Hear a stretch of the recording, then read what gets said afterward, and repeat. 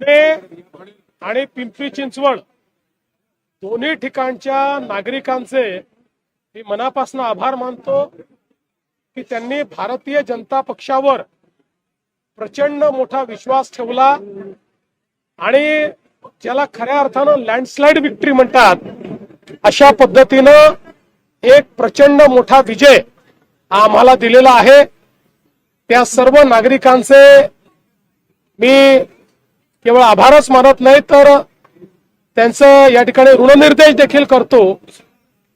ज्या प्रकारचा विजय पुणे आणि पिंपरी चिंचवडने दिलेला आहे त्या विजयाचा आनंद तर आहेच, पण त्याही पेक्षा आता जबाबदारीचं भान होत आहे आणि इतका मोठा विजय हा एक प्रकारे जनतेने दाखवलेला विश्वास आहे विकासावर, मोदीजींच्या विजनवर, भारतीय जनता पक्षाच्या कार्यप्रणालीवर हा एक विश्वास आहे आणि म्हणून या विश्वासाला पात्र होण्याकरता आम्हाला जास्त मेहनत करावी लागेल। महापौर बनल्याच्या दुसऱ्या दिवशीपासनं जो काही आम्ही विजन मांडलेला आहे ते विजन प्रत्यक्षात उतरवण्याकरता मी त्या ठिकाणी मैदानात उतरणार आहे। मी विशेषतः आमचे पुण्याची आणि पिंपरी चिंचवडची सगळे नेते मंडळी आहे यांचं मी अभिनंदन करेन की अतिशय मेहनत करून या ठिकाणी ह्या निवडणुकीला त्यांनी नेतृत्व दिलं आणि चांगल्या प्रकारे ही निवडणूक पार पडली।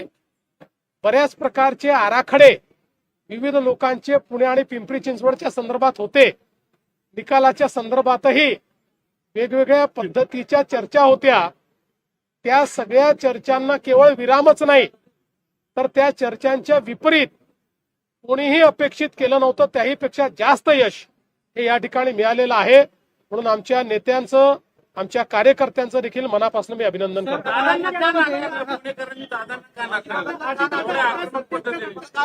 मी असं म्हणणार नाही की त्यांना नाकारलं, मी असं म्हणेन पुणेकरांनी मोदीजींना, भाजपला आणि आमच्या नेत्यांना स्वीकारलं।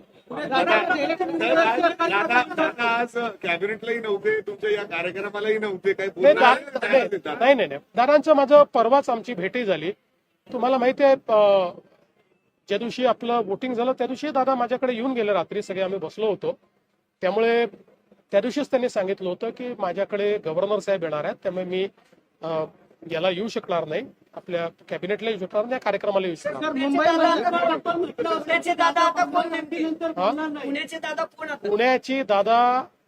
पुण्याची जनता आहे, आम्ही सगळे त्याचे सेवक आहोत।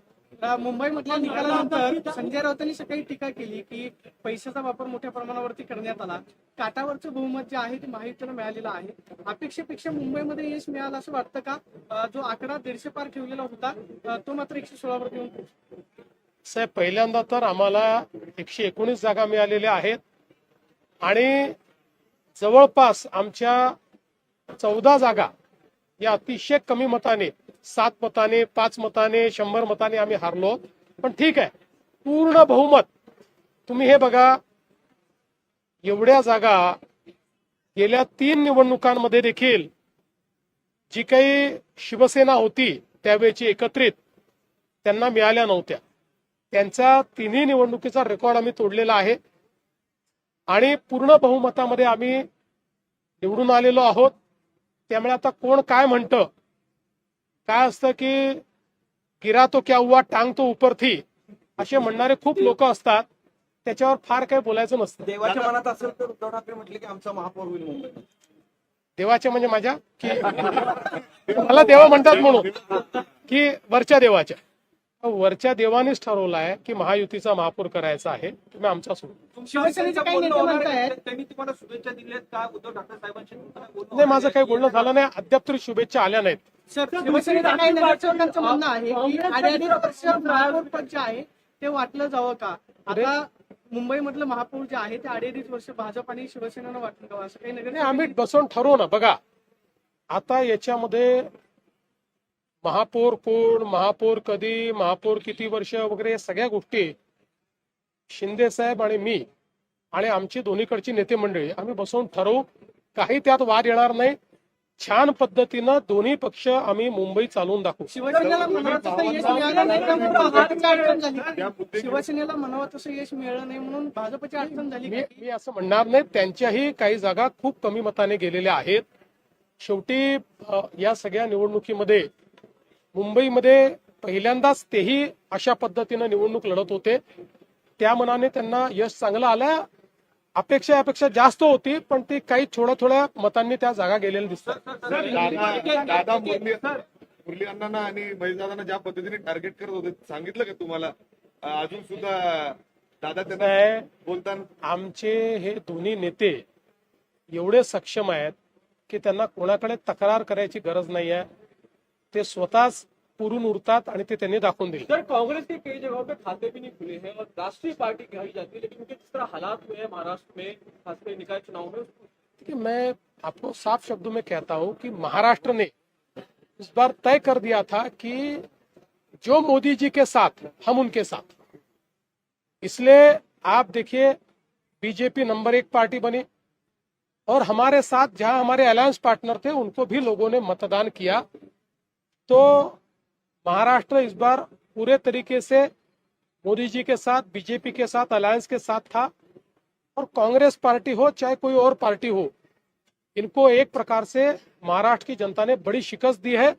उनको ये बता दिया है कि महाराष्ट्र में विकास का एजेंडा चलेगा.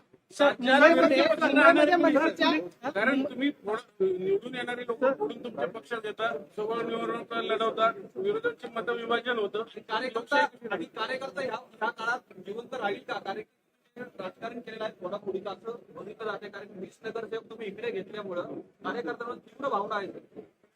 असं आहे, एकूण जर तुम्ही बघितलं तर आम्ही ज्या लोकांना आमच्या पक्षात घेतलं यांची संख्या 10% जास्त नाही.